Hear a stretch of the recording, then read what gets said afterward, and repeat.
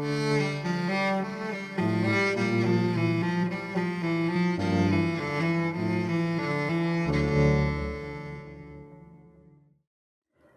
and welcome to Emerging Form. I'm Christy Ashwanden. I'm Rosemary Watola-Tromer, and this is a show on creative process. Hey, Christy.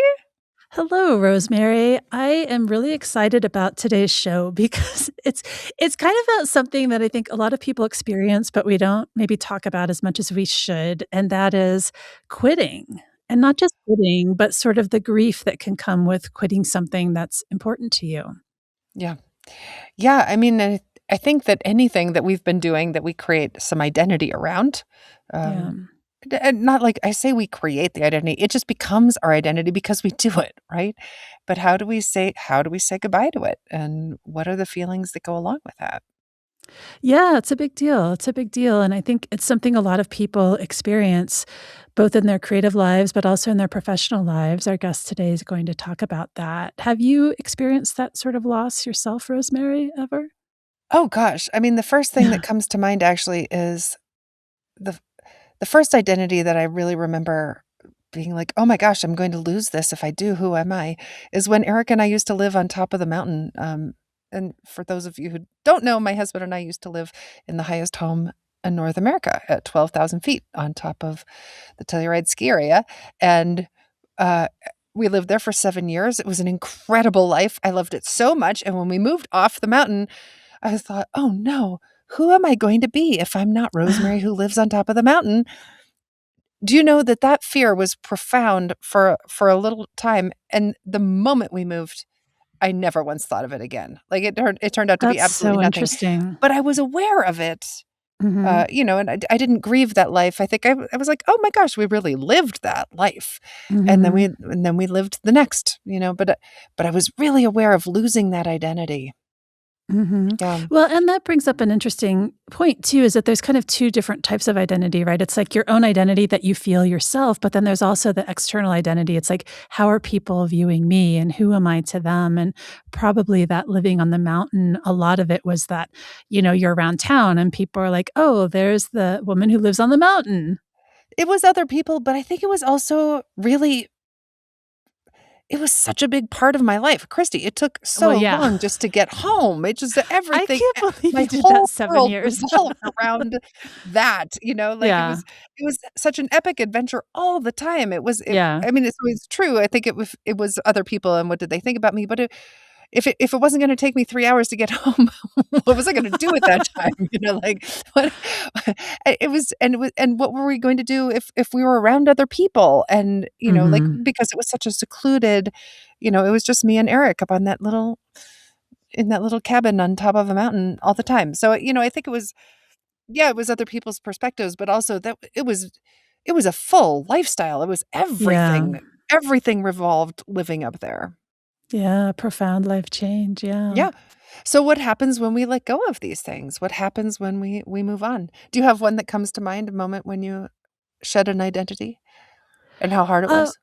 yeah, well, although I run now and I've run a lot during various times in my life, I started off as a collegiate runner. I ran at University of Colorado, and I had to quit during college because of injuries, so that was Yeah. that was big. It was big. Losing running was a big identity loss for me too. Just I hated not being able to run anymore. I hated not being Mhm. able to do the Imogene Pass run. I hated not being able to just go out and put on my shoes and get that sweet high. So, Yeah. both of us really can relate to our guest. Our guest is Dimity McDowell, the author of The 27th Mile: How to Smooth the Rough Transition Out of Your Running Year, and co-founder of Another Mother Runner, a global community for women runners. She lives in Denver with her husband, 2 kids, and 2 dogs. Let's bring her on. Welcome to Emerging Forum, Dimity. I'm so excited, you guys. It's nice to see you both, and thanks for having me. We're really glad to have you join us. Thanks, Yeah. Rosemary. So, for listeners who have not yet read your book, will you start by telling us a little bit about the 27th Mile? Yeah, well, it's got this really clunky subtitle of How to Smooth the Rough Transitions Out of Your Running Years, and that's kind of the aim of the book is I was a runner for 30 years and kind of built my professional career around writing about running. And when I lost running, it was a big, big hole. There was a ton of grief, and I wanted to honor that and kind of write a book about it, which is tough because we'll talk more about that, but writing about loss is kind of hard to do. But that's kind of, so what it is, it's the first third is about kind of should you stay or should you go, kind of making the rough decision on your own. The middle third is about kind of the messy middle, how to deal with the grief and all the feelings that come with it, as well as social media and group runs and your running club and going to races and all the stuff that, you don't realize might affect you. And then finally, the last third is about what you can do next. And I interviewed over 50 women who are somewhere on the spectrum of ending their running years. And they're thriving in so many different things, from like sourdough bread baking to dragon boating. And there's just a lot of really cool things that you can do with the kind of the skills and the values that running brought to your life. Yeah. Yeah. And I think, it was so interesting. So you and I have been friends for a really long time, but we haven't really been in close contact recently. And so I had not realized that you had stopped running. And I saw this and I was like, oh my gosh, because I sort of instantly knew what a big deal that was for you. You had built this entire career, and we should talk about that for a second, but you built, it wasn't just, the thing that you did for yourself, but you actually built a career around running. And so it wasn't just, your own personal running that you were losing, but also this sort of professional identity and all of that. And I wonder if you can just talk about that a little bit and maybe just give us the 2-sentence, about how much running had been part of your professional life. Sure. So I was a sports and fitness writer. That was kind of what I did right out of college, back when people read magazines, not phones. That's my tagline. I want those days back. Sports Illustrated. Remember that? Yes. I worked at Sports Illustrated for women. I know. I was. It was a good. It was a heyday. Or you always look back at the good old days. Think nothing was wrong then. So I was a sports and fitness writer, and then got into running more. I mean, simply because I lived in New York City, and I didn't have. That was the sport that I could do then. And I can't remember how I got in touch with Runner's World, but somehow I started writing for them. And like, long story short, Sarah Bowen Shea, who was my business partner at Another Mother Runner and helped me, she was my co-author on 3 books as well about running. She and I ran the Nike Women's Marathon in 2007, and we wrote about it for Runner's World. We were both contributing editors there at the time, and we were like the marathon moms. And so, I mean, our kids were really little, and we talked about how we trained for this marathon while also having a job, while also taking care of young children. And that kind of cemented us in the running world. I mean, again, like, it was a really nice feature and like good pictures and all the good stuff, and so that's kind of what put us in the middle of the running world. Now, when I say middle, I mean, we led from the middle of the pack. That was also one of our taglines. We are not, we're not Dina Castor or Kara Goucher or anybody like that. Like, we were not winning races. But what we did was we built a community around running, and especially for women that were kind of not late to life runners, but a lot of women like picked it up as adults, right? Like they started running after they had a kid or when they got out of college or that kind of thing. It wasn't people who were like, coming off of their college track careers. And so that just became kind of what we did. And it turned into a business called Another Mother Runner. Like I said, we wrote 3 books. So my like narrative, my running commentary, both about like myself personally and professionally, involved running, right? And I got a ton of content out of my running as well, right? Because, injuries, which race should you choose? I mean, there's endless things you can write about with running. So it was definitely kind of just, like the North Star for everything for me for a long time. Yeah, that's big. And I think you built such a community around it too. And then there's this sense of like, can you still belong to the community if you're not running? Like, was that? Do you feel like a poser? Yeah. Right. As a leader? Yeah. Yes. The answer is yes. But no, yeah, that's the thing. So this, I mean, again, like, not to, give it all away. But so in 2017, I was told by my orthopedist that I should probably stop running, or I should consider not running anymore, is what he said. And it took me 3 years of kind of weaning myself off of this thing that, gave me endorphins, gave me identity, gave me all the different feels and allowed me to be outside, made me a leader of a community. So I took my last run in like 2020, right before the pandemic, which, timing wise, probably not the best, but oh well. Right, yeah.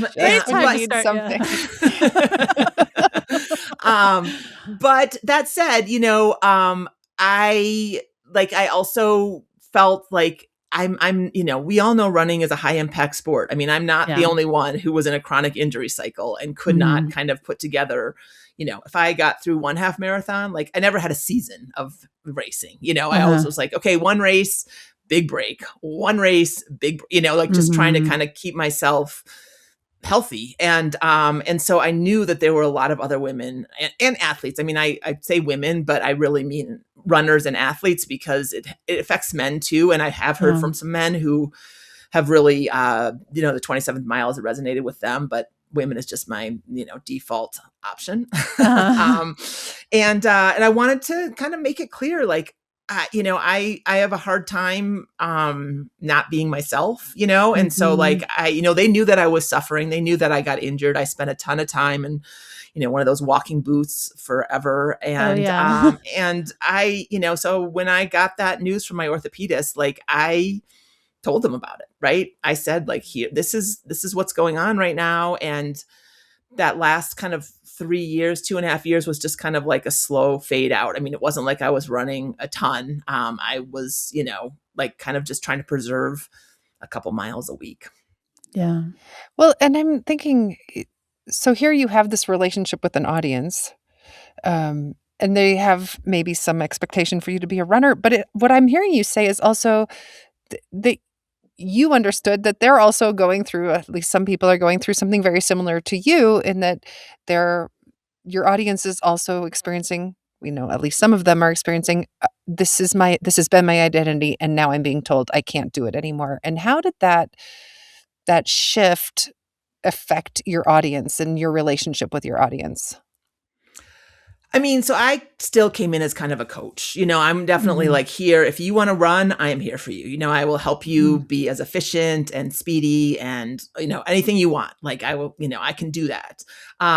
If they wanted to talk about the grief of not running, I mean, that's kind of where this came in, is because I tried to keep it around another mother. I mean, I came in, I was clear about what was happening to me, but I also wanted the best for them. Right. But as I kind of gave out this like very, authentic, let's go get that half marathon, go get that PR, go after your dreams and running.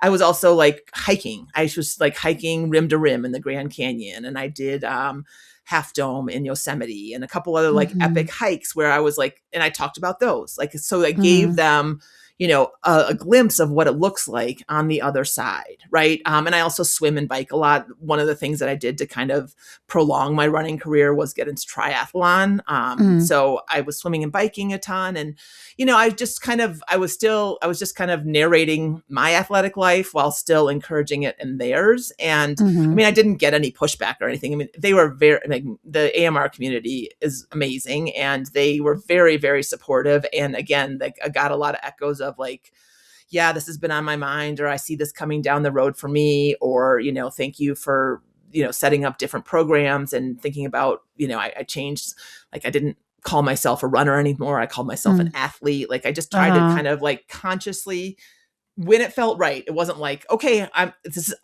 making this shift. It's really easy, but just when it felt right, I was like, okay, you know what? Yep. I'm an athlete. I'm not a runner anymore. I was a runner and I'm very grateful for it, but I'm, going to, again, take all the things that running gave me and find a new way to apply them. In the same way that you're recreating your identity as a athlete, going from runner to athlete, I'm just curious, how did you have to recreate your creative identity?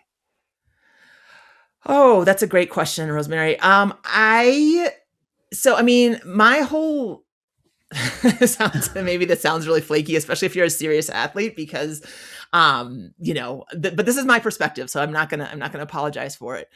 I love to kind of write when I'm on the move, right? Like that, like it gives me so much whether I'm cycling or skiing or whatever, I'm like thinking about how do I want to write about this? Like that is kind of the purpose of me being out there. Like that has always been, when I was a pretty serious rower, and half the time I was in the boat, I was like, oh, but I just want to go back and write about this. Like, I don't want to finish this workout. I just want, so that's kind of, I feel like sports and athletics, and especially endurance sports, are such a good venue for self-reflection. And, you get high, you get low, you have to keep going, there's, you cave in on yourself, you have to keep cheering for yourself. It's such a like nice, like reflection of quote unquote, like real life, that I just feel like there's so many ways of spinning the bottle when you're out doing something to have it relate to something else. So, so my creative identity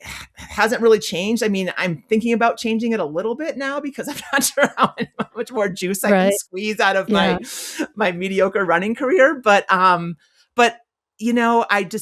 feel like when you're out doing something at the pace that you are when you're running or cycling, or you notice all the details, you have time quiet in your head. You're just it's just this lovely canvas in my mind to just be creative. Yeah. Could you maybe just talk a little bit about, I guess, not just the imagining the writing while you're running, but then how do you bring your body into the writing while you're doing the writing?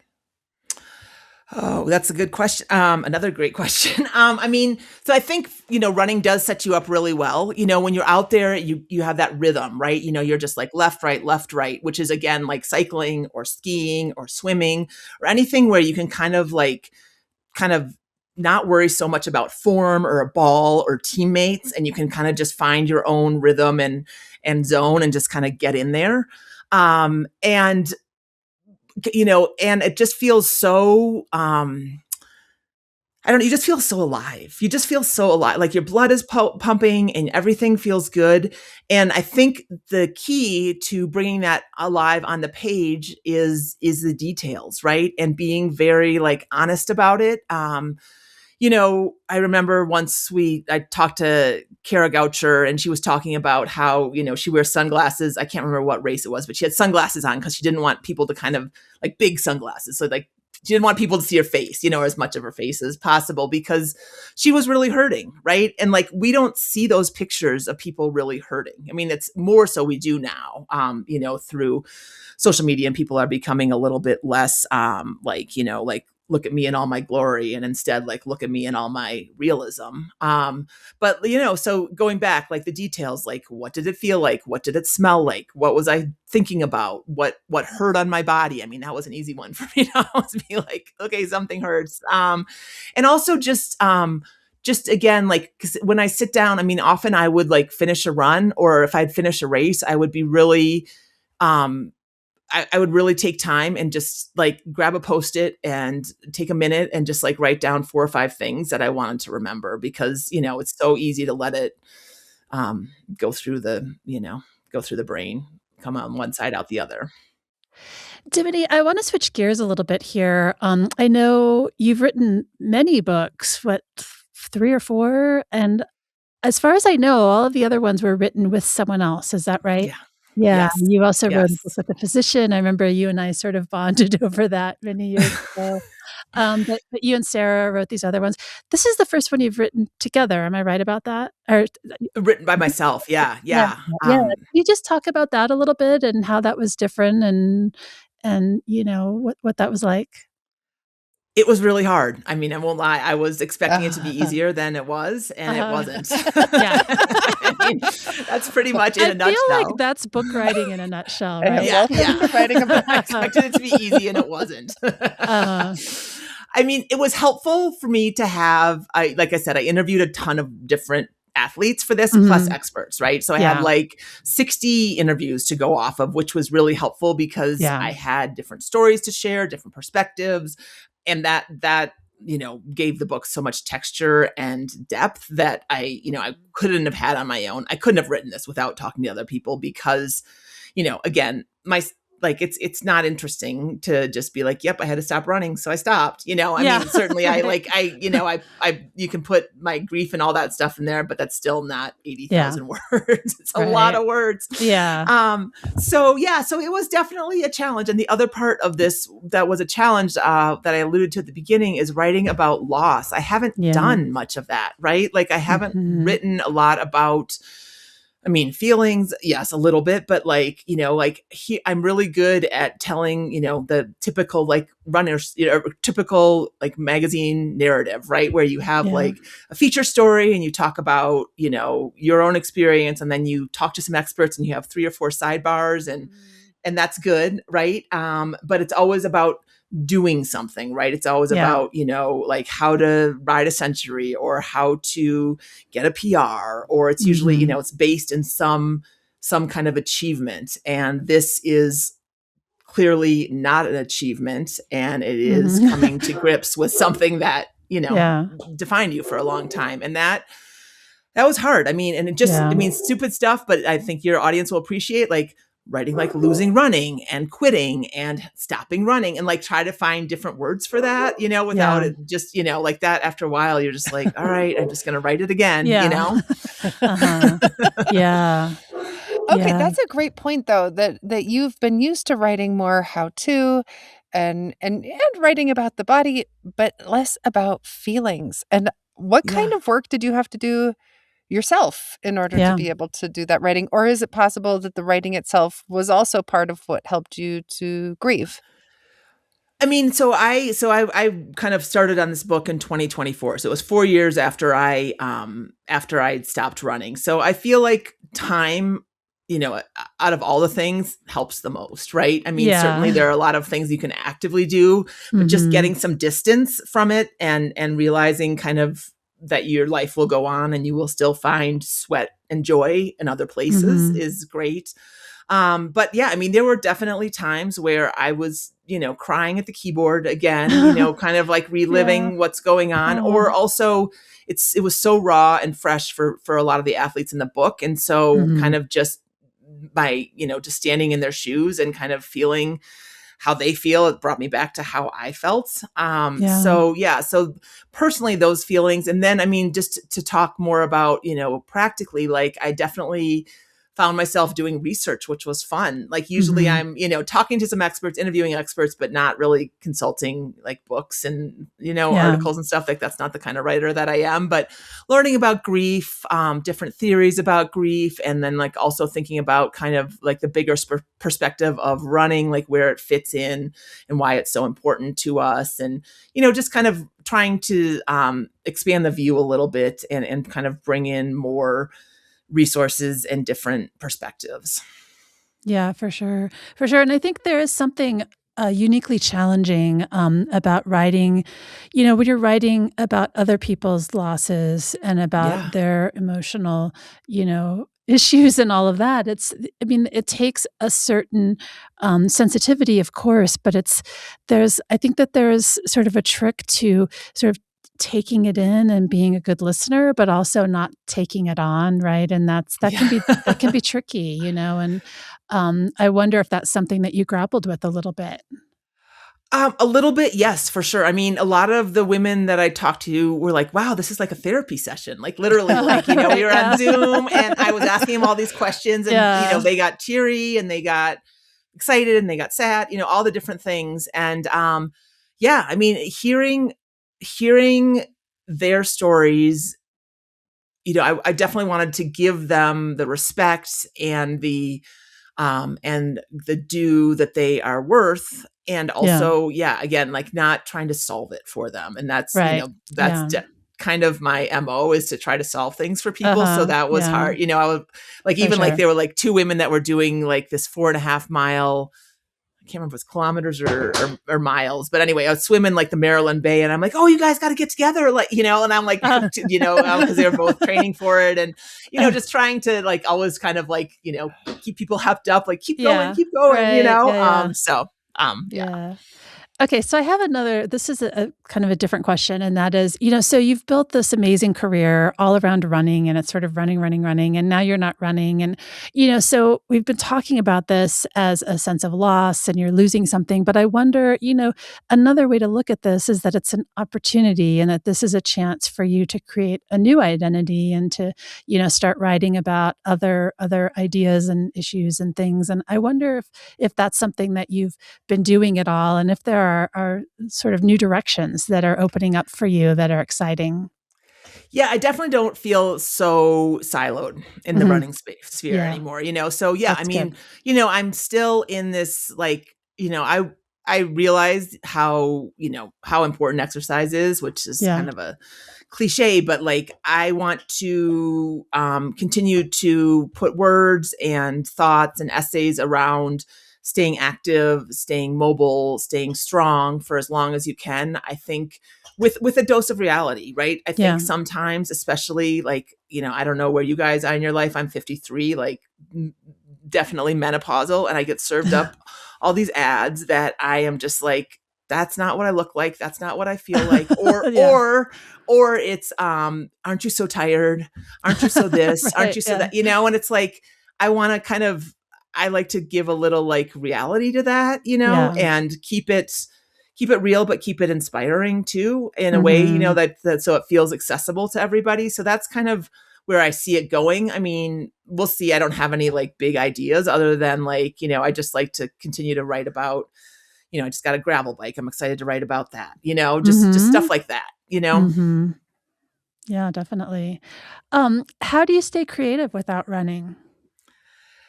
A lot of ways. And also it's harder. Like that access to endorphins and that clear mind. I mean, nothing replaces it. Right. And I say in the book, like, if running's an A, you're looking for like a B-, right? Like that's our goal. We're not going to try to get too ambitious. We're keeping it realistic.